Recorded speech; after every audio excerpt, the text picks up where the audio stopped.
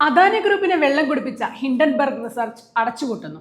അതെ, American short selling സ്ഥാപനമായ Hindenburg റിസർച്ചിന്റെ പ്രവർത്തനം അവസാനിപ്പിക്കുകയാണെന്ന് സ്ഥാപകൻ നഥാൻ ആൻഡേഴ്സൺ വെബ്സൈറ്റിൽ കുറിച്ചു. എന്തുകൊണ്ടാണ് ഹിൻഡൻബർഗ് അടച്ചുപൂട്ടുന്നത്? പിടിച്ചുകൊടുക്കണമെന്ന് ഞങ്ങൾക്ക് തോന്നിയ ചില സാമ്രാജ്യങ്ങളെ ഉലച്ചുകൊണ്ടാണ് മടക്കമെന്ന് ആൻഡേഴ്സൺ പറയുന്നു. ഏറ്റെടുത്ത ആശയങ്ങളും ലക്ഷ്യങ്ങളും പൂർത്തിയാക്കി. പ്രവർത്തനം നിർത്താനുള്ള തീരുമാനം നേരത്തെ എടുത്തതാണ്. ഹിൻഡൻബർഗിന്റെ പിന്നാലെയായതിനാൽ ജീവിതത്തിലെ മറ്റു പല കാര്യങ്ങൾക്കും സമയം കണ്ടെത്താനായില്ല.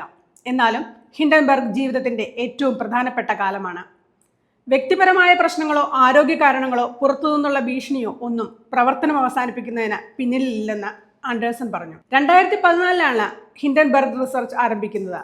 2023 ജനുവരി 24 അദാനി ഗ്രൂപ്പിനെതിരെ പുറത്തുവിട്ട റിപ്പോർട്ടിലൂടെ ഹിൻഡൻബർഗ് ഇന്ത്യയിലും ചർച്ചയായി. ഇതിനകം കുറഞ്ഞത് 16ഓളം സ്ഥാപനങ്ങൾക്കെതിരെ ഹിൻഡൻബർഗ് ക്രമക്കേടുകൾ ആരോപിക്കുകയും തെളിവുകൾ പുറത്തുവിടുകയും ചെയ്തിട്ടുണ്ട്. ഹിൻഡൻബർഗ് റിപ്പോർട്ട് പുറത്തു വന്നതിന് പിന്നാലെ 2023 ജനുവരിയിൽ അദാനി ഗ്രൂപ്പ് കമ്പനികളുടെ വിപണി മൂല്യത്തിൽ 15,000 കോടി ഡോളറിന്റെ നഷ്ടമാണുണ്ടായത്. എന്തായാലും ഹിൻഡൻബർഗ് അടച്ചുപൂട്ടുന്ന വാർത്തകൾ അദാനി ഓഹരികളുടെ വിലയിൽ കുതിപ്പുണ്ടാക്കി. വ്യാപാര തുടക്കത്തിൽ 8% വരെയായിരുന്നു ഗ്രൂപ്പിലെ ചില ഓഹരികൾ മുന്നേറിയത്. കാര്യം ഇതൊക്കെയാണെങ്കിലും ഇതിനു പിന്നിൽ ട്രംപ് എഫക്റ്റ് ആണോ എന്ന ചോദ്യവും ഉയരുന്നുണ്ട്.